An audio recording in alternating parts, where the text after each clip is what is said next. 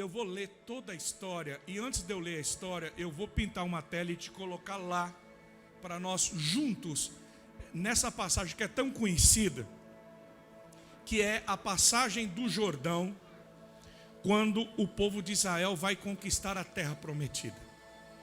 É nessa passagem do Jordão que nós vamos conversar e que Deus tem uma palavra para o teu coração e para o meu coração. Então vejam os irmãos, o povo de Israel peregrinou por 40 anos no deserto, Moisés já está morto, toda aquela geração de homens que saíram do Egito, eles morreram no deserto, e agora tem uma nova geração. A exceção aqui é Josué e Caleb, que foram os dois que entraram na terra prometida. E agora Josué assume a liderança de cerca de 3 milhões de pessoas, que são israelitas, judeus, que vão entrar em Canaã. E logo na frente, o primeiro desafio já é Jericó. E aí já começam as batalhas, as guerras. Mas, quando Deus diz para Josué: Josué, santifica o povo, porque amanhã eu vou fazer maravilhas, vocês vão atravessar o Jordão. Quando Deus dá essa ordem, era a época da impossibilidade. Por quê, pastor Jetro? Porque o Jordão, irmãos, ele tem... O Jordão ainda hoje é a principal fonte hídrica de água de Israel. É o Jordão que alimenta o mar da Galileia e que depois segue e termina no Mar Morto. Então a riqueza de Israel é o Jordão. Mas o Jordão não é um rio que nem o Rio Paraná e esses outros rios que nós estamos acostumados aqui. O Rio Jordão, ele tem no máximo 20 metros, 25 metros de largura. É um rio estreito, é um rio de corredeira, é um rio de pedra, um rio de caixa, mas é um rio pequeno, é um rio estreito. Mas quando Deus diz assim: vocês vão atravessar o Jordão agora, nós vamos ler no texto, ele está transbordando nas 2 ribanceiras. Agora nessa época de chuva, eu não sei como é que está Paranaíba, mas Junquerópolis, estado de São Paulo, irmãos, está vazando água para tudo quanto é canto. Então, Junquerópolis mesmo, as lagoas, as represas, as curvas de nível não seguraram. A água veio, levou pista, levou asfalto, as pontes de madeira, foi tudo. Porque a gente assusta, a gente fica pensando, da onde que vem tanta água? Porque um regozinho de água assim, de repente, vira um mar de água. Nessa época aqui que nós vamos ler, o texto diz que o Jordão transbordava em ambas as margens. O Jordão, que tinha 20, 25 metros de largura para atravessar, aqui agora, na cheia, ele tem 1 quilômetro de água. Então vejam bem, uma coisa é atravessar 20, 25 metros. Outra coisa é você atravessar um rio que está na cheia, levando árvore, levando terra, sujo, e que tem 1 quilômetro para você atravessar, com criança, com mulher, com velhos, com animais. Como que atravessa? Era impossível. Deus diz: é agora. O inimigo, nenhum daqueles povos esperava que Israel fosse atravessar exatamente na cheia. E Deus diz: é agora. Por quê, pastor? Porque quando Deus quer aumentar o teu nível de influência, Ele aumenta o nível de resistência. Aquilo que te resiste, te promove. Você tem que guardar isso. Antes de toda promoção, existe uma provação. Quando Deus coloca um desafio que é maior do que você, é porque Deus quer aumentar o nível da tua liderança, o nível da tua conquista. Se você veio aqui essa noite e diz: pastor, 2023 está difícil, aumentou o desafio, eu não sei o que vou fazer. Essa é a tua noite. Deus te trouxe aqui porque Deus está te chamando para um novo nível de conquista. Tem alguém que está comigo aqui essa noite? Então nós vamos para cima e nós vamos aprender. Eu vou ler bem devagar o texto. E esse texto tem alguns mistérios que às vezes, numa leitura superficial, a gente não entende o que está acontecendo. Então vamos ler Josué, capítulo 3, versículo 1. Abra a sua Bíblia.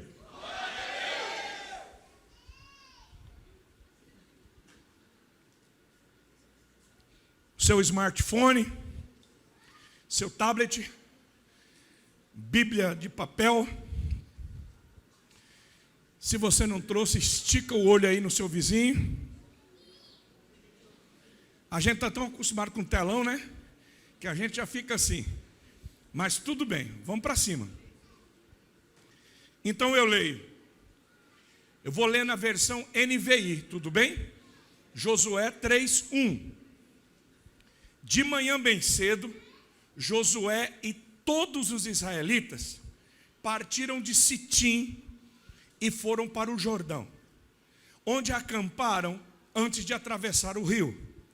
3 dias depois, os oficiais percorreram o acampamento e deram esta ordem ao povo: quando virem a arca da aliança do Senhor, o seu Deus, e os sacerdotes levitas carregando a arca, saiam das suas posições e sigam-na, mas mantenham a distância de cerca de 900 metros entre vocês e a arca, não se aproximem. Desse modo saberão que caminho seguir, pois vocês nunca passaram por lá. Josué ordenou ao povo: santifiquem-se, pois amanhã o Senhor fará maravilhas entre vocês.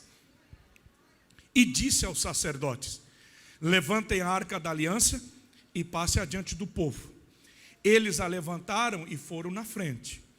E o Senhor disse a Josué: hoje começarei a exaltá-lo à vista de todo Israel, para que saibam que estarei com você como estive com Moisés. Portanto, você é quem dirá a seguinte ordem aos sacerdotes que carregam a arca da aliança: quando chegarem às margens das águas do Jordão, parem junto ao rio. Então Josué disse aos israelitas: venham ouvir as palavras do Senhor, o seu Deus. Assim, é dessa maneira, assim saberão que o Deus vivo está no meio de vocês e que certamente expulsará diante de vocês, escuta bem, 7 povos. Haviam 7 povos na terra prometida que eles precisavam lutar e expulsar da terra prometida. Quem eram?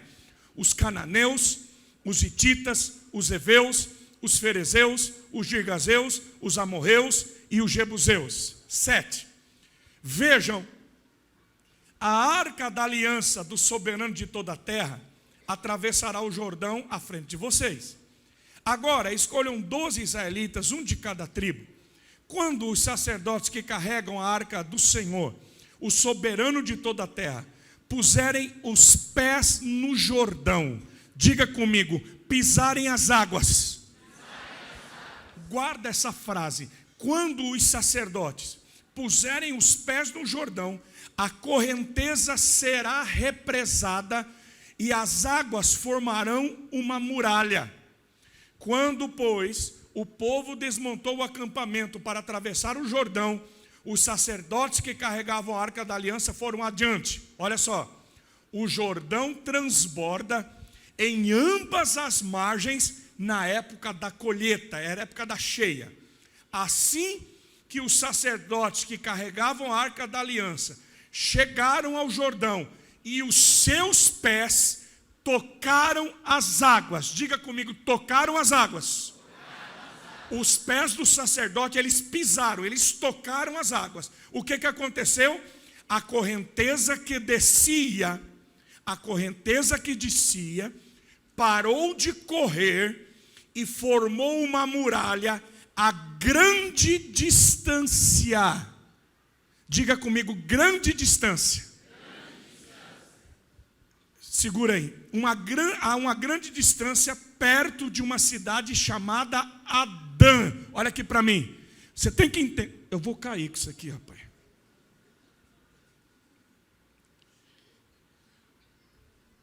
Você precisa entender isso aqui, porque nós vamos fechar a mensagem com isso aqui.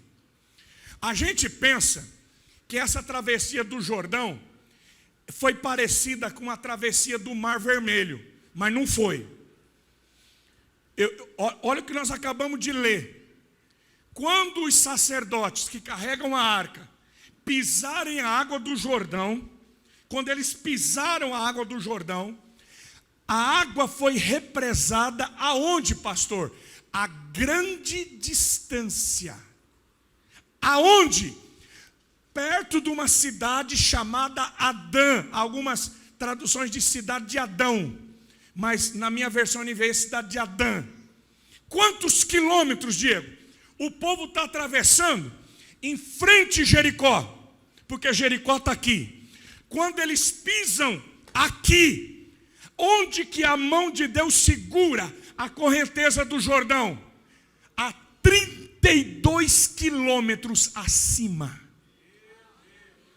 Estão entendendo isso? Quando eles pisam aqui, a mão de Deus a 32 quilômetros. Eles não estão vendo, eles não sabem. Eles só souberam depois.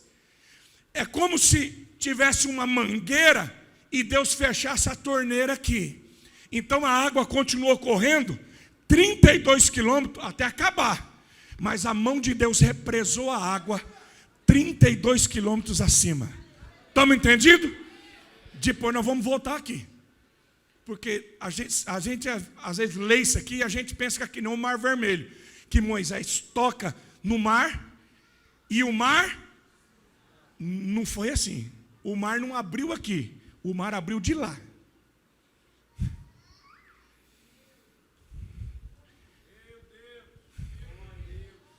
É o próximo que eu me olhando. Leia a tua Bíblia. A Bíblia diz que Deus soprou um vento oriental. Quando Moisés toca no mar aqui, o mar não abre daqui para lá. O mar abre de lá para cá. Entende? Quando Israel passa, o mar agora não fecha de lá para cá.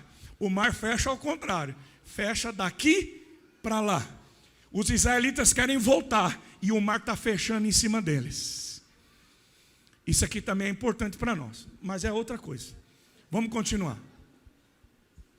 Então, as águas pararam em uma muralha a grande distância, perto de uma cidade chamada Adã, nas proximidades de Zaretã. E as águas que desciam para o mar de Arabá, o mar salgado, escoaram totalmente. E assim, depois que a água escoou, e assim o povo atravessou o rio em frente de Jericó. Os sacerdotes que carregavam a arca da aliança do Senhor ficaram parados em terra seca, no meio do Jordão, enquanto todo o povo de Israel passava, até que toda a nação atravessou, pisando em terra seca. Diga em terra seca. Terra seca. Isso aqui é maravilhoso. Então vamos trabalhar. Primeiro, muitas vezes nós pensamos que a luta que está vindo na nossa vida, o desafio que Deus coloca diante de nós é o fim e é apenas o começo. Porque o Jordão não era o fim, era o começo. Ó. O Jordão era um desafio natural, mas do outro lado do Jordão havia um desafio espiritual, que era muito além. Haviam 7 povos, haviam gigantes. Havia as muralhas de Jericó. Haviam sete nações que Israel tinha que enfrentar. Agora, por que Deus coloca o desafio, uma prova, para esse povo, diante de um desafio que está depois da prova? Porque a prova te gabarita, ela te prepara. Deus diz assim: Josué, hoje eu vou fortalecer a tua liderança. Hoje eu vou mostrar para esse povo que, como eu estive com Moisés, eu vou estar com você. Quando Deus coloca um desafio diante de você, é que Ele quer fortalecer, Ele quer te gabaritar, Ele quer mostrar que Ele é o teu Deus, Ele quer mostrar que Ele te chamou, que Ele te escolheu. Irmãos, entendam, esse povo Israel, eles tinham inimigos tão poderosos depois do Jordão, que eles precisavam passar por esse rio, eles precisavam confiar e crer em Deus para passar por essa prova, para serem fortalecidos, para enfrentarem Jericó, para enfrentarem os gigantes, os filisteus. Ali era o começo, porque eles podiam dizer: puxa vida, por que nós não vamos passar quando o rio está rasinho? Por que para mim tudo é difícil? Você já perguntou isso para Deus? Ô Deus, puxa vida, por que a gente não atravessa quando está rasinho? Por que o Senhor quer que a gente atravessa na cheia? Por que para crente tudo é difícil? Por que para construir uma igreja é difícil? Por que multiplicar uma célula é difícil? Por que para romper, para conquistar uma cidade é difícil? Porque a nossa luta não é contra carne e sangue, é contra Satanás, contra seus demônios. E Deus precisa nos preparar, Deus precisa nos adestrar. E para isso, Ele coloca diante de nós desafios que são maiores do que nós. Irmãos, é tão lindo, porque quando Israel passa o Jordão, quando Deus faz esse milagre, vocês se lembram que depois Josué manda os espias lá para Jericó. E quando os espias entram na casa de Raabe, Raabe diz assim: ó, está todo mundo tremendo, está todo mundo com medo, todo mundo está falando do Deus de vocês, o Deus que abriu o Mar Vermelho, o Deus que abriu o Jordão, o Deus que mandou as pragas, o Deus que destruiu o faraó. Por que Deus quer fazer grandes feitos através da igreja? Para que Paranaíba, para que o Brasil saiba que ainda há Deus em Israel. Eu estou crendo com todas as minhas forças que esse tempo 2023, que esses dias que nós estamos vivendo, são dias que Deus quer fazer proezas na terra. Diga aleluia. Agora, quando a gente crê que aquilo que está nos resistindo, na verdade está nos promovendo, nos levando a um novo nível de autoridade, a gente precisa crer que nós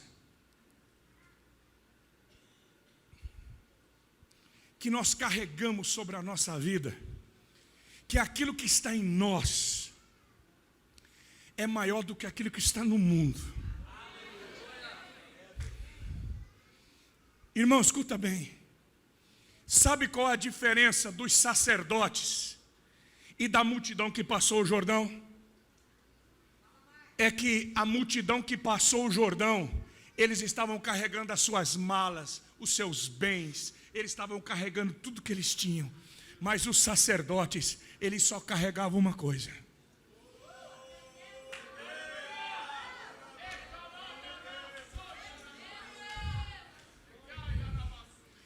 existe uma multidão que quer passar o Jordão, mas ao invés de carregar a presença, eles estão carregando carro, estão carregando dinheiro, estão carregando fazenda, estão carregando fama. Não tem problema nenhum isso, mas deixa eu te dizer, dinheiro, fama, poder não pode abrir a porta da impossibilidade. O dinheiro, o poder humano faz o possível, mas só a presença, só a glória de Deus pode fazer o impossível acontecer. Ana, guarda o que eu vou te dizer. O que você carrega autoriza a conquistar o que você pisa. Eu vou repetir.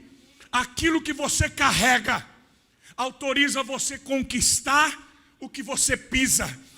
Deus disse: diga para os sacerdotes, para eles pegarem a presença, a arca da glória. Porque quando você carrega glória, quando você carrega presença, você carrega a presença do próprio Deus, a glória do próprio Deus. E quando você está cheio de Deus, onde você pisar, a planta do teu pé, aquilo que você carrega, te dá poder de conquistar o que você pisa.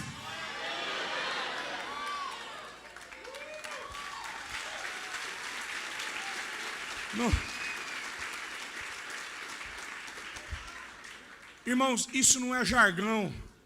Que tem muita gente dizendo, olha onde pisar a planta dos seus pés. Não é isso. A questão não é onde você pisa, a questão é o que você carrega. É o que você carrega. Eu me lembro que eu fui pregar no norte de Portugal, fiquei 30 dias entre Portugal e a Espanha pregando. E um pastor foi me buscar no aeroporto, e eu segui para a cidade do Porto, depois para Felgueiras, e toda aquela região linda, linda demais. E quando esse pastor foi me buscar um gaúcho, ele falou bem assim para mim, ô Jetro, eu estou aqui há muitos anos e é muito difícil. O povo não responde, Portugal é muito difícil. Talvez você não saiba, mas hoje Portugal tem 2% de evangélicos. Existem cidades da Europa que tem menos de 2%. A gente fala muito da África, fala muito, mas hoje a Europa é o maior desafio da igreja. O maior desafio. Então, ele falando isso comigo e eu olhando para ele e aquilo entrando no meu coração, e eu disse, Deus, que luta, que situação desse irmão. E eu me lembro que eu fui pregar, a igreja era na garagem de um prédio, assim, um lugar muito pequeno, abafado. E quando eu fui ministrar, olhando aqueles irmãos, olhando a situação, a opressão daquele país, eu fiquei pensando em Jesus. E quando Jesus veio para essa terra e ele caminhava, e onde ele chegava, as coisas eram diferentes, as coisas aconteciam. Eu disse, Deus, o Senhor me trouxe aqui, e eu vim para pregar a tua palavra, e eu vim aqui debaixo de uma palavra tua, de uma promessa tua. E Deus começou a fazer sinais, Deus começou a curar pessoas, libertar pessoas, e fazer coisas extraordinárias que eu nunca tinha visto na minha vida. E as pessoas começaram a chegar, a multidão começou a chegar. Talvez, eu não estou falando isso para você olhar para mim e dizer, puxa, o pastor Jetro é o cara. Não é, irmãos. É que a igreja, ela carrega algo. A arca da aliança está dentro de você, está em mim. É a palavra, é o poder, o Espírito Santo que levantou Jesus da sepultura. Ele está dentro de você. Quando você tem uma promessa, quando você carrega uma promessa, quando você chega numa cidade, Diego, e Deus diz, eu vou te dar essa cidade, você vai pisar e eu vou fazer alguma coisa. Quando Deus, olha aqui para mim, quando Deus te diz, eu vou te dar esse trabalho, eu vou te dar esse emprego, eu vou te colocar dentro dessa empresa, eu vou te prosperar. Você está carregando algo que não é da terra, mas algo que saiu da boca de Deus. Quando você carrega uma promessa, você está debaixo de obediência, então você pisa, e quando você pisa, o poder de Deus está lá. Vocês se lembram, quando Jesus chegou em Gadara? Eu gosto desse episódio, porque Jesus atravessa o mar, enfrenta a tempestade, e o texto é muito claro. O texto diz que Jesus desceu do barco e Jesus pisou a praia, a areia de Gadara.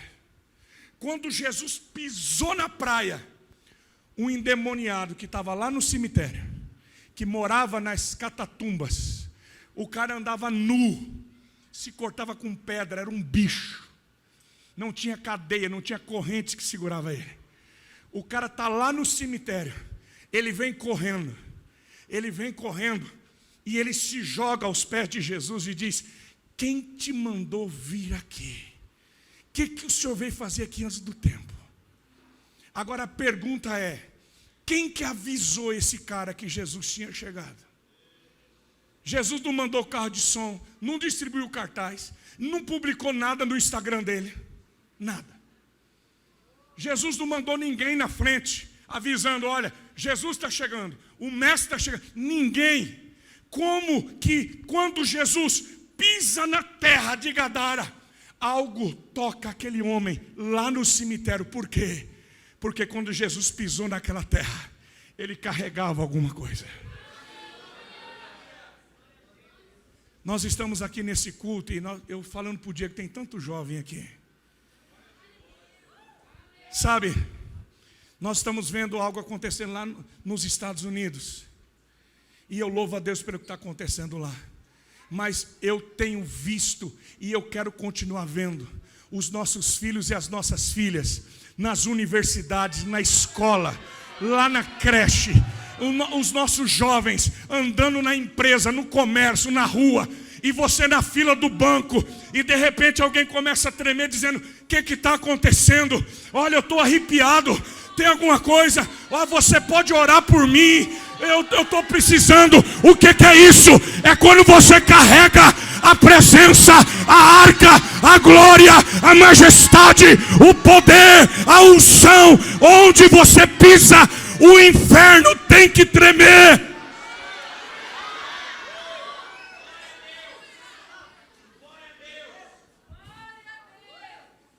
Mas aqui na sequência, nós temos uma situação bem difícil e que a gente precisa hoje parar e repensar. Eu já estou pastoreando a mesma igreja há mais de 22 anos.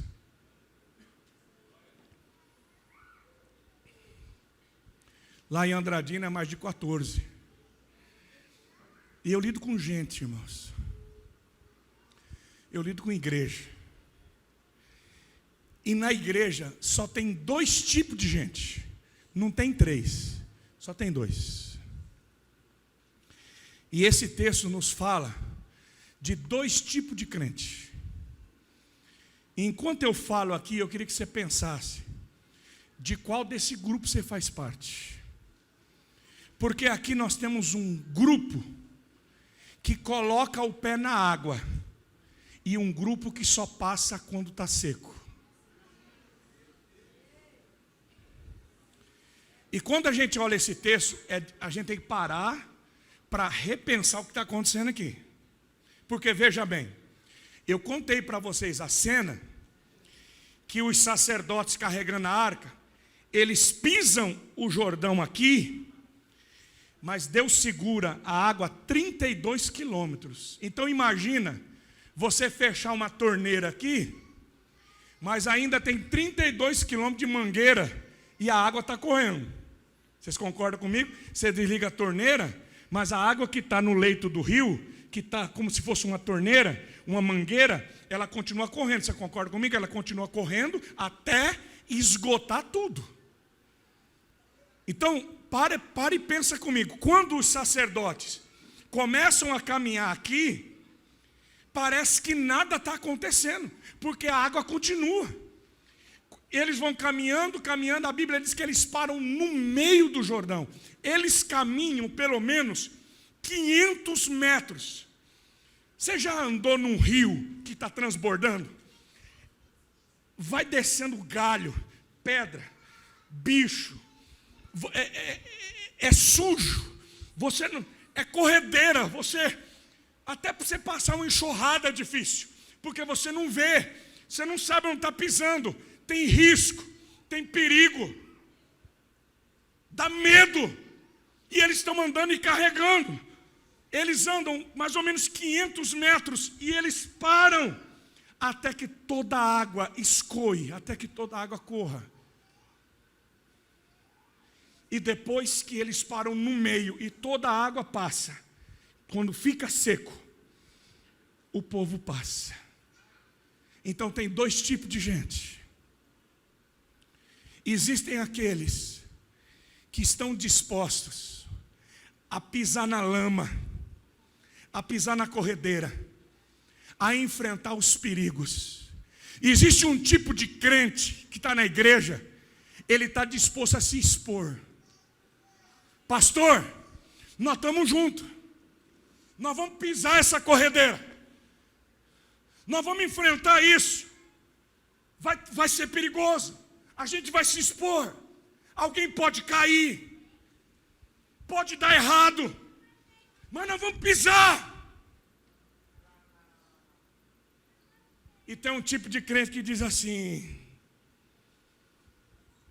hora que acalmar, nós vamos, meu bem.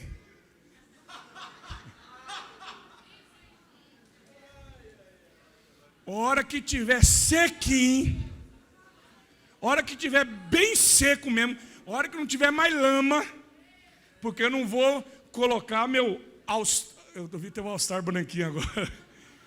Não vou colocar meu Luiz XV, eu tô de salto, eu não vou colocar meu tênis branco. A gente dá risada, irmãos. Mas escuta bem. Tudo que a gente vai fazer tem risco. E nem sempre a gente acerta tudo. Às vezes no meio do caminho a gente tropeça. Ninguém consegue caminhar, irmãos, sem ter os escorregões e os deslizes. Ninguém consegue. Nenhuma liderança acerta tudo. Não acerta, irmãos.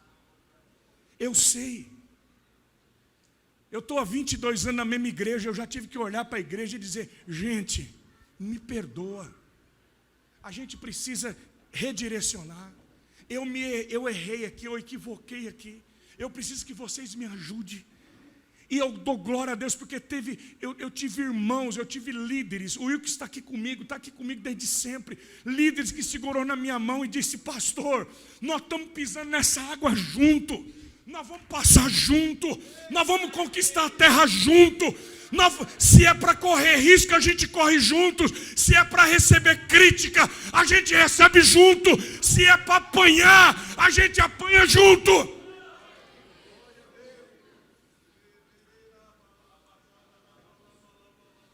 Porque ser família é assim. Quem tem filho aqui sabe. Fala para mim, o seu filho nunca fez besteira? Você nunca teve que olhar para o seu filho e dizer, filho, papai está aqui, levanta, a gente precisa avançar. Igreja é assim. Agora Deus tem uma promessa para Paranaíba. Deus tem uma promessa para PIB nesse lugar. Deus prometeu para vocês uma grande conquista, mas precisa de uma igreja disposta a pisar na água, a correr risco, a enfrentar desafios. Olha aqui para mim, ou você controla a correnteza, ou a correnteza vai controlar você.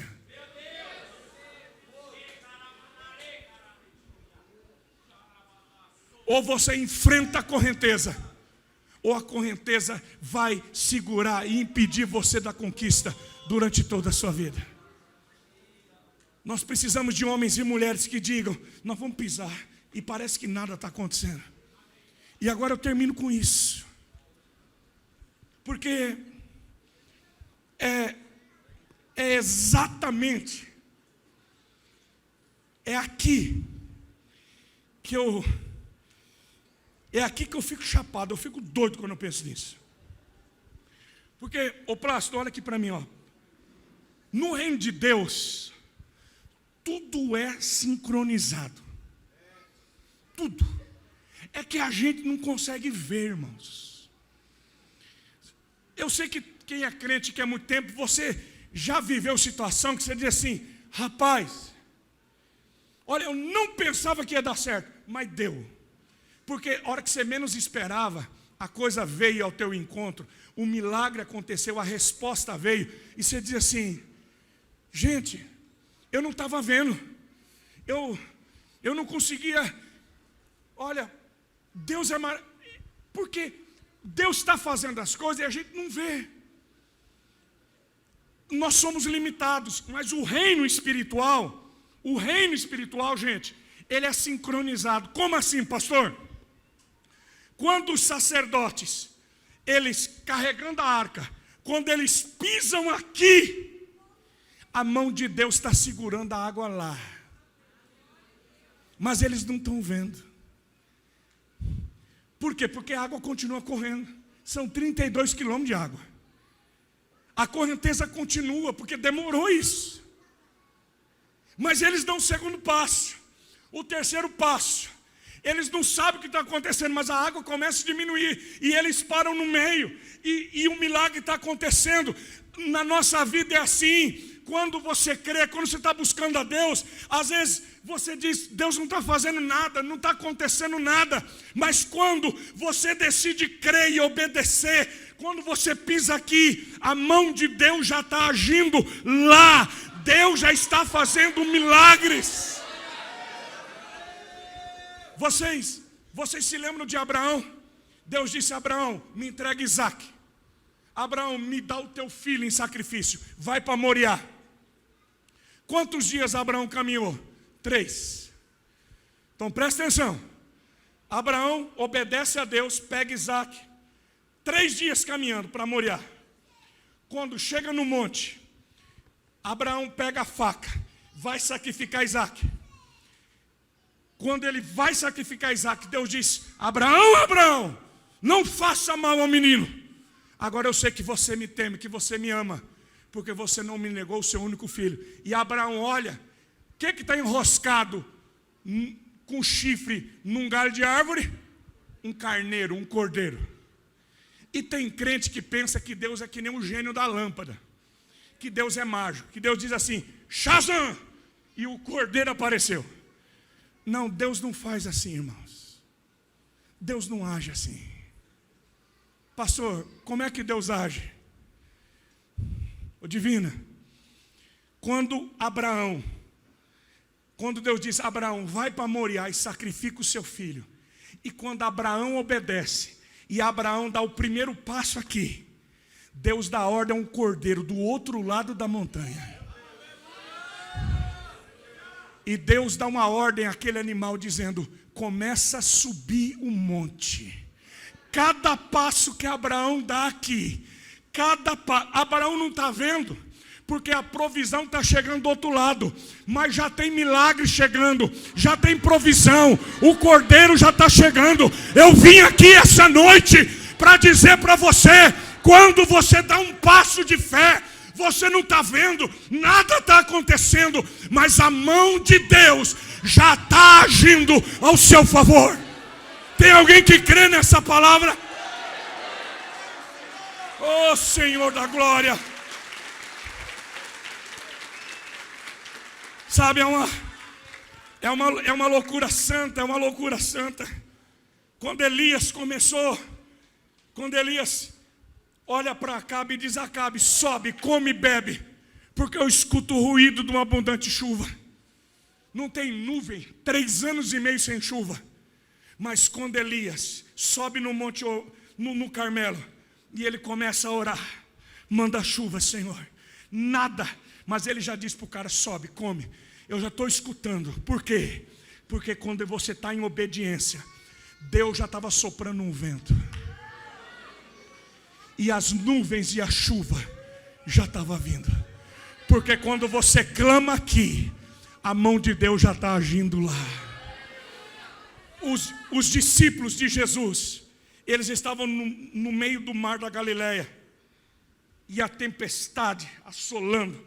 Eles eram pescadores, mas eles não conseguem, parece que o barco vai afundar. E eles começam a clamar, e Jesus está orando no monte. E a Bíblia diz que Jesus veio andando, a gente canta até um corinho, né?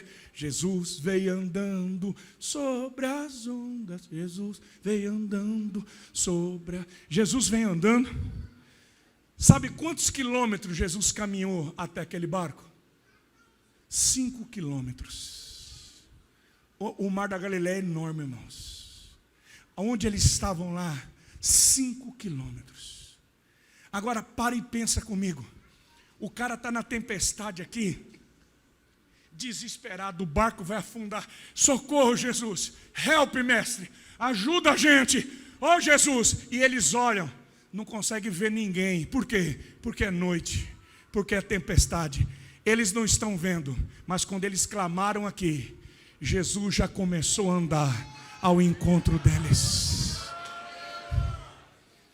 Existem momentos na nossa vida que no meio da tempestade, no meio da noite, no meio da dor, no meio do sofrimento, você diz, onde que o Senhor está, Jesus? Por que que o Senhor não vem? Por que que o Senhor não responde? Mas eu quero que você entenda, Ele já está vindo em socorro da sua vida. Ele já está vindo para responder a sua causa. Diga glória a Deus. Eu termino hoje dizendo para você. Eu queria fazer uma analogia do Jordão com a cruz.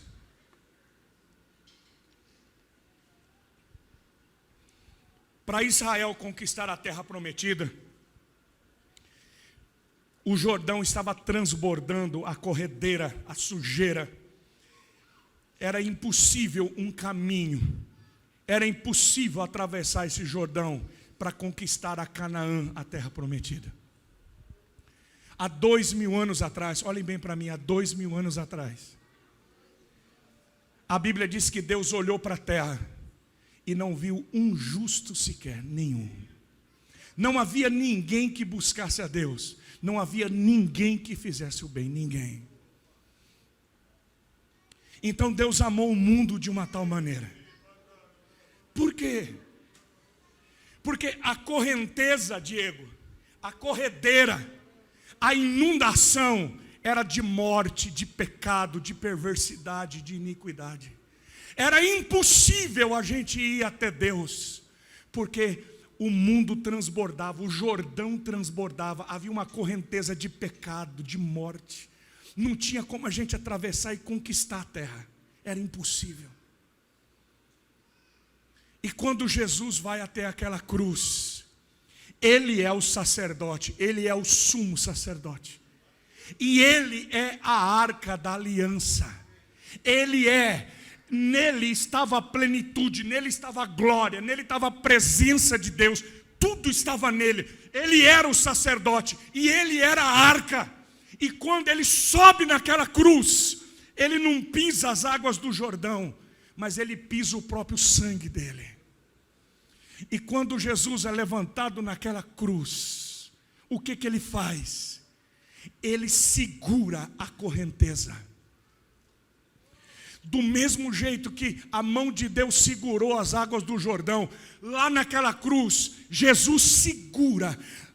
A Bíblia diz que toda condenação, tudo aquilo que era contrário à nossa vida, toda a correnteza de morte, de destruição, Ele segura. Tudo veio sobre Ele. Ele levou sobre si as nossas dores, o nosso pecado, a nossa maldição. Ele segura a correnteza da morte. Para quê? Para abrir um caminho para eu e você conquistarmos a Canaã celestial.